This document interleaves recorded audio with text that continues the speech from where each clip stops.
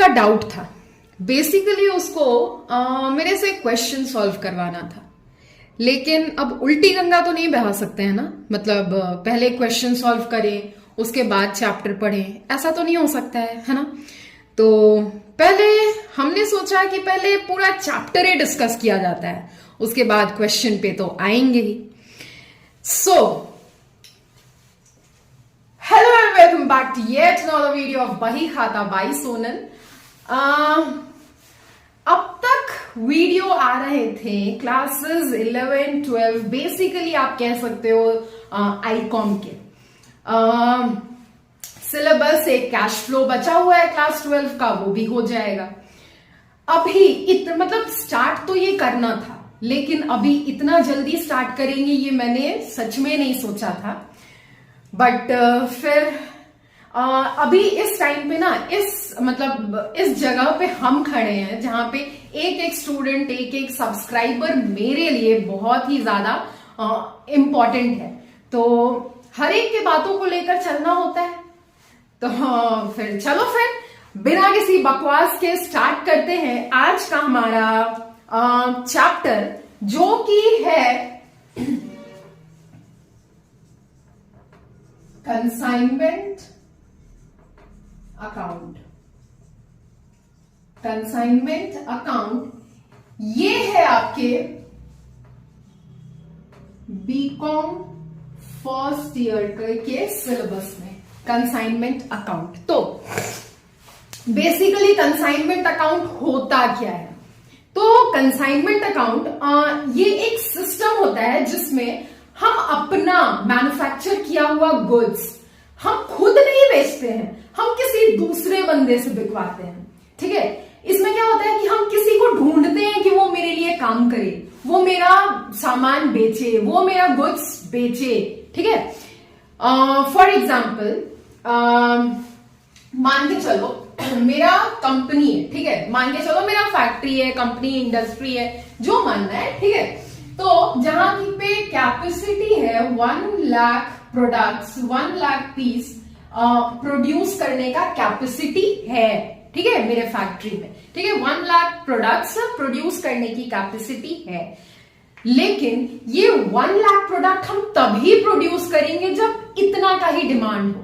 ठीक है, क्योंकि अगर देखो मान के चलो कि मेरे पास 80,000 पीस का ही डिमांड है, जिस एरिया में हम ऑपरेट कर रहे हैं वहां पे 80,000 पीस का ही डिमांड है। ठीक है, और हम अगर प्रोड्यूस कर लेंगे 1 लाख पीस, जो कि हमारा कैपेसिटी तो है, हम प्रोड्यूस कर सकते हैं। ठीक है, लेकिन डिमांड फिलहाल 80,000 पीस का ही है। ठीक है, तो 20,000 पीस तो बचा रह जाएगा ना। फिर स्टोरेज के लिए हमको प्रॉब्लम होगा। ठीक है, और स्टोरेज का प्रॉब्लम है मेरे पास। ठीक है, तो इस केस में हम क्या करते हैं कि उतना ही प्रोडक्ट प्रोड्यूस करेंगे जितना की डिमांड हो। ठीक है, तो किसी ने हमको एडवाइस दिया कि अगर कैपेसिटी है 1 लाख प्रोडक्ट्स प्रोड्यूस करने का तो प्रोड्यूस करो दूसरे लोकेशन में या दूसरे सिटी में या दूसरे टाउन में। ठीक है, उस चीज का डिमांड है, वहां अपना सामान बिचवाओ तुम। ठीक है, तो किसी ने ये सजेस्ट किया। ठीक है, तो अब प्रॉब्लम ये था कि सजेशन तो उसने ठीक दिया कि वहां पे भी डिमांड है उस चीज का, और मेरे पास कैपेसिटी भी है 20,000 एक्स्ट्रा प्रोडक्ट प्रोड्यूस करने का। ठीक है, तो एडवाइस तो उसका सही था, तो हम उसके एडवाइस को मान लेते हैं। ठीक है, अब हम क्या करते हैं कि उस एरिया में जहां पे अदर लोकेशन में, ठीक है, जहां पे इस प्रोडक्ट का डिमांड है वहां पे हम एक आदमी ढूंढते हैं। ठीक है, जिसको हम एजेंट बोलेंगे। और एजेंट क्यों बोलेंगे? क्योंकि वो हमारे लिए काम करेगा। ये 20,000 प्रोडक्ट्स वो हमारे लिए उस लोकेशन में बेचेगा। ठीक है, और क्या कोई भी आपका काम कभी भी फ्री में करता है? नहीं करता है ना। आजकल तो यार भाई बहन नहीं करते हैं अपना काम फ्री में। मेरा छोटा भाई अगर बोल दिया मैंने 1 गिलास पानी दे दे, तो फिर बोलने लगेगा इसके बदले मेरे को क्या मिलेगा। आजकल कोई फ्री में काम नहीं करता, तो वो एजेंट हमारे लिए फ्री में काम क्यों करेगा, है ना। तो इन रिटर्न वो हमारा सामान तो बेचेगा, और इन रिटर्न हम उसको पैसा देंगे, और उस पैसे को हम बोलेंगे कमीशन। रिटर्न में उसको क्या मिलेगा? कमीशन मिलेगा। ठीक है, तो मैंने क्या बोला, 1 लाख प्रोडक्ट्स प्रोड्यूस करने का कैपेसिटी था। I am just repeating it, ठीक है। आप लोग जो भी मैं बोल रही हूँ उसका वो बोलते हैं ना रफ नोट्स, तो वो बना लो, बनाना चाहिए, हम भी बनाते थे यार लेक्चर ऐसे पॉज कर करके, ठीक है। तो बना लो, हेल्पफुल रहेगा आपके लिए, ठीक है। तो मैंने बोला 1 लाख प्रोडक्ट्स प्रोड्यूस करने का कैपेसिटी था मेरे फॉर्म में, लेकिन डिमांड क्योंकि मेरे पास 80,000 का था तो हमने 80,000 ही प्रोड्यूस कर रहे थे। स्टोरेज का प्रॉब्लम था, इसीलिए हम एक्स्ट्रा 20,000 नहीं प्रोड्यूस कर रहे थे, जबकि कैपेसिटी था 1 लाख का, ठीक है। तो किसी ने हमको एडवाइस दिया कि दूसरे लोकेशन में उस चीज का डिमांड है, लेकिन वहां हम तो ऑपरेट नहीं करते हैं, तो हम वहां कैसे बेचेंगे वो सामान। तो हम क्या किए कि वहां पे कोई एजेंट ढूंढे जो कि मेरा प्रोडक्ट वहां पे उस लोकेशन में बेचेगा, और इसके बदले हम उसको कमीशन देंगे, और ये पूरे प्रोसेस को ही बोलते हैं कंसाइनमेंट अकाउंट। क्या बोलते हैं? कंसाइनमेंट अकाउंट, ठीक है। तो बेसिकली इसको मिटाते हैं, ठीक है। आई होप यहां तक आपको समझ में आया होगा, ठीक है। अगर कुछ नहीं भी समझ में आया ना तो हेजिटेट मत करना यार, पूछ लेना, बता देंगे, ठीक है। हाँ, लेकिन एकदम धड़ल्ले से अभी स्टार्ट ही किया है चैप्टर, क्वेश्चन पे मत बहुत जाना, है ना। धीरे धीरे बढ़ते हैं ना, एक एक स्टेप बाय स्टेप, ठीक है। तो फिर चलो, यहां पे होता क्या है बेसिकली, एक कंसाइनर होता है, कंसाइनर जो कि ओनर भी होता है, ठीक है।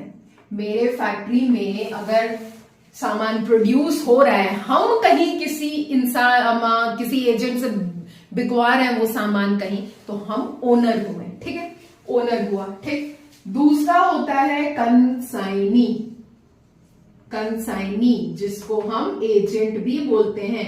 ये बंदा क्या करेगा, मेरे लिए मेरे गुड्स को मेरे लिए उस लोकेशन में बेचेगा, ठीक है। ये मेरे लिए काम करेगा, इन रिटर्न इसको क्या मिलेगा, कमीशन। ओनर किसके लिए काम करता है? एजेंट तो चलो ही वर्क्स फॉर कमीशन, ठीक है, मेरा काम करेगा, हम अपने काम के बदले उसको कमीशन देंगे, ठीक है। तो एजेंट वर्क्स फॉर कमीशन, ठीक है। तो ओनर किसके लिए काम करता है? हम मालिक हैं, तो हम काम क्या ऐसे ही कर रहे हैं कि काम नहीं करेंगे तो खाली बैठना पड़ेगा? नहीं ना, हम तो पैसे के लिए काम कर रहे हैं ना। Accounts, business studies, commerce is basically सबका मोटिव क्या होता है, घूम फिर कर पैसों पर बात आता ही है, ठीक है। ओनर किसके लिए काम करेगा? For profit. किसके लिए? वर्क्स फॉर प्रॉफिट, ठीक है। ओनर किसके लिए काम करेगा? प्रॉफिट के लिए काम करेगा। एजेंट काम करेगा कमीशन के लिए। अब देखो, कंसाइनर ने प्रोड्यूस किया, मतलब ओनर ने प्रोड्यूस किया, सामान को कंसाइनमेंट किया कंसाइनी को, ठीक है।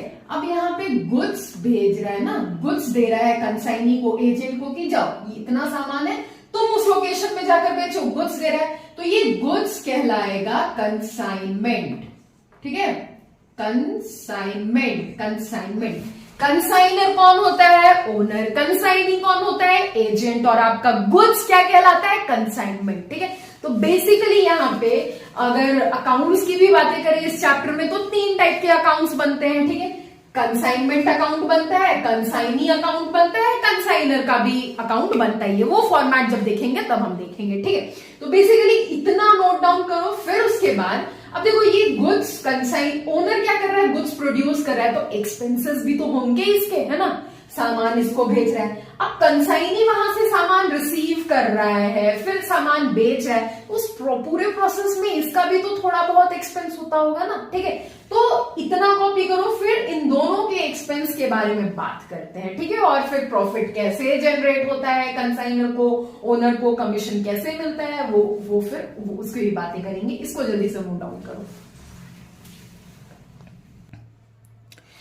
तो नाउ सी, दोनों के केसेस में दोनों साइड के होने वाले एक्सपेंसेस लिखे हुए हैं, ठीक है। तो हम बोलेंगे कि आप लोग भी नोट डाउन कर लो, ठीक है। नोट डाउन कर लिया तो फिर चलो अब समझते भी हैं, ठीक है। तो अब देखो, ओनर के साइड से ये सारा एक्सपेंस होता है, ठीक है। एक्सपेंस है। सबसे पहला एक्सपेंस क्या होगा, कॉस्ट ऑफ मटेरियल का, कंसाइनमेंट जिसको गुड्स में, उसका गुड्स अगर बनाया तो उसका भी तो खर्चा हुआ होगा ना, वही हो गया कॉस्ट ऑफ मटेरियल। उसको पैक करने में एक्सपेंस हुआ होगा, पैकेजिंग में, loading freight, tax, duty, other expenses, इतने सारे खर्चे होते हैं ओनर के, ठीक है। नाउ अब कंसाइनी अगर सामान, देखो ओनर ने सामान भेज दिया, ठीक है, लोड कराया, सामान भेज दिया, तो लोडिंग वाला खर्चा तो इधर हमने ऐड कर ही लिया है, लोडिंग फ्रेट का, ठीक है ना। कंसाइनी के पास सामान पहुंचेगा तो वो क्या करेगा, अगर ट्रेन से सामान पहुंचा है तो अनलोडिंग तो करवाएगा ना, ठीक है। तो अब अनलोडिंग वाला खर्चा किसका हो जाएगा, कंसाइनी का हो जाएगा। तो इधर भी तो खर्चे होंगे कंसाइनी के भी, ठीक है, कंसाइनी भी थोड़ा बहुत खर्चा करेगा एक्सपेंस। अब क्या क्या एक्सपेंस है कंसाइनी साइड के, तो वो भी देखते हैं। सबसे पहले अनलोडिंग फ्रेट है, अनलोडिंग कराया। अब क्या स्टेशन के बगल में ही वो अपना गोडाउन बनाकर तो नहीं रखा होगा कि हाँ भैया एकदम ट्रेन यहीं रुक रहा है, सामान उतारो यहां से और सीधा गोडाउन में, फ्रेट का कोई खर्चा नहीं है ना, ऐसा तो नहीं होगा, ठीक है। तो अनलोडिंग का खर्चा होगा, फ्रेट का होगा, ड्यूटी, टैक्स, रेंट, गोडाउन का रेंट, सैलरी हो गया, अगर कोई स्टाफ रखा है उसने, ठीक है, तो उसके स्टाफ के सैलरी हो गए, एडवर्टाइजमेंट हो गया, अगर एडवर्टाइज वो करा रहा है, उसका काम है बेचना, ठीक है, अब उसको इस काम के कमीशन मिलेंगे, और जो सारा एक्सपेंस होगा वो तो ओनर पे करेगा ही, बेयर करेगा ये एक्सपेंस, ठीक है।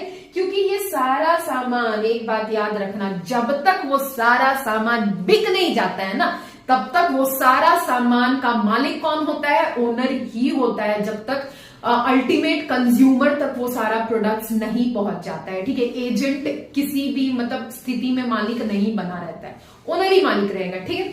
तो एजेंट का तो काम है सामान को बिकवाना, ठीक है। अब वो कैसे ये बिकवाए, तो थोड़ा बहुत एडवर्टाइजमेंट भी कर देता है वो, फिर गोडाउन अगर है तो उसका इंश्योरेंस भी होगा, वो भी हो गया, अदर एक्सपेंसेस, ठीक है। तो एक बात याद रखना, देखो स्पेस तो नहीं है, लेकिन बात सुन लो मेरा, ठीक है, बात सुन लो। ये पांचों, ठीक है, क्या है, नॉन रेकरिंग एक्सपेंस है। अब रेकरिंग और non recurring expense I hope आपको पता होगा, आप पढ़े लिखे बच्चे हो, 11-12 पास करके इधर आए हो, है ना। रेकरिंग एक्सपेंस वो होता है जो होता रहता है, ऐसा खर्चा जो होता रहेगा, ठीक है, मंथली होगा, वीकली होगा, मतलब होता रहेगा, ऐसा नहीं कि एक बार खर्चा कर दिया अब उस सामान में हमको इतना ही खर्चा करना है, आगे नहीं खर्चा करना है, ऐसा नहीं, ठीक है। तो देखो रेकरिंग नेचर खर्चा वो हो गया, और नॉन रेकरिंग नेचर का खर्चा वो होता है कि एक बार हमने सामान पे खर्चा किया, अब सामान बिकेगा, अब हमको उस पर खर्चा नहीं करना है, ठीक है। तो ये सारा सामान, एक बात बताओ, नॉन रेकरिंग नेचर है या रेकरिंग नेचर है? ये सारा सामान तो ये सारा एक्सपेंस तो नॉन रेकरिंग नेचर का है ना, क्योंकि एक बार बना दिया, एक बार कॉस्ट ऑफ मटेरियल, एक बार सामान हमने बना दिया, ठीक है, मैन्युफैक्चर कर दिया, उसमें जितना कॉस्ट पड़ा, ठीक है। अब हम दोबारा से वही सेम सामान तो बनाने नहीं जाएंगे, ठीक है, वो तो हमने भेज दिया कंसाइनी के पास, ठीक है। तो ये सारा, ये पांचों हैं आपके नॉन रेकरिंग एक्सपेंस, ठीक है, नॉन रेकरिंग एक्सपेंस, ठीक, ध्यान से सुनना। और यहां पे, ठीक है, कंसाइनी का जो एक्सपेंसेस है उनमें से अनलोडिंग सामान तो भैया एक ही बार ट्रेन से ना उतारेगा, है ना, ठीक है। ऐसा थोड़ी है कि 4 बोरी अभी उतार रहे हैं, 10 बोरी फिर नहीं, फिर जब घूम कर आएगा ट्रेन कल तब उतारेंगे, ऐसा थोड़ी है, एक ही बार ना उतारेगा, ठीक है। तो अनलोडिंग हो गया, फ्रेट हो गया, ड्यूटी एंड टैक्स हो गया, ये तीनों है नॉन रेकरिंग नेचर का, ठीक है।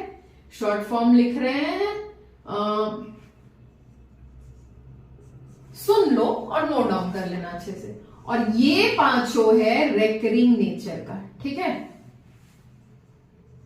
रेकरिंग नेचर का एक्सपेंस, ये पांचों है रेकरिंग नेचर का। अब रेकरिंग नेचर का कैसे, तो रेंट है गोडाउन का, तो हमको हर महीने देना होता है, ठीक है, तो रेकरिंग नेचर का। सैलरी हो गया, वो भी हमको हर महीने देना होगा। एडवर्टाइजमेंट है, उसका भी पेमेंट करना है। गोडाउन इंश्योरेंस तो प्रीमियम तो मंथली होता है या फिर क्वार्टरली होता है, ठीक है, अदर एक्सपेंसेस है। तो ये तीनों हो गया नॉन रेकरिंग एक्सपेंस, हमको एक बार करना है। और ये जो रेकरिंग नेचर का है, ये खर्चे होते रहेंगे, और इधर जो खर्चे हैं वो सारे नॉन रेकरिंग नेचर का है, मतलब एक बार हो गया, अब फिर हमको वैसा खर्चा नहीं कर रहा है ओनर को, ठीक है। अब देखो यहाँ पे ये सारा खर्चा एजेंट ने कर दिया, कंसाइनी ने कर दिया, अब सामान बिक गया है एजेंट के पास से, ठीक है, सामान बिक गया। तो सामान बिक गया है, जो पैसे आए होंगे कंसाइनी के पास सामान बेचकर, ठीक है, उन पैसों में से, ध्यान से सुनना, उन पैसों में से कौन सा पैसा जो एजेंट के पास आए हैं सामान बेचने के बाद, ठीक है, एजेंट के पास जो पैसे आए हैं उनमें से वो सबसे पहले ये सब माइनस करेगा, ठीक है, ये सब माइनस करेगा। आप देखो ये जो सामान है वो ओनर का ही तो है अल्टीमेटली, तो उसमें जो भी खर्चा करना होगा उसको ओनर को तो रीइंबर्स करना ही होगा ना। क्यों नहीं रीइंबर्स करेगा, मतलब इसका काम है अल्टीमेटली ना, ये तो बंदा काम कर रहा है इसका, ठीक है, तो ये अपने पॉकेट में से खर्चा क्यों करे, ठीक है। तो ये जितना भी खर्चा होगा ना, वो जब पैसा मिला होगा सामान बेचने के बाद, उन पैसों में से सबसे पहले एजेंट क्या करेगा, ये सारा एक्सपेंसेस माइनस करेगा उन पैसों में से, ठीक है। ये सारा एक्सपेंस प्लस, याद रखना एक बार, प्लस अपना कमीशन प्लस एजेंट का जो भी कमीशन दोनों ने फिक्स किया है कि एजेंट को इतना देना है, ठीक है, वो कमीशन, ये सारा एक्सपेंस और कमीशन माइनस करेगा, ठीक है, माइनस करेगा और फिर पैसा ले जाकर देगा ओनर को, ठीक है, माइनस करेगा, याद रखना, ठीक है, माइनस करेगा। यहां पे क्या लिखे, कैश इनफ्लो लिखे, सामान बेचने के बाद पैसा आ रहा है तो कैश इनफ्लो लिखे, सामान बेचने के बाद पैसा आ रहा है तो कैश इनफ्लो लिख देते हैं, ठीक है।